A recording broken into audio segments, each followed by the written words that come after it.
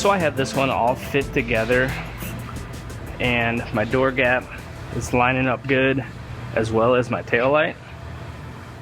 So this panel is about ready to go on permanently. I'm going to lift my panels back off and lift the quarter panel back off to put weld through primer and a few things on the back side, and I will get this put on permanently now.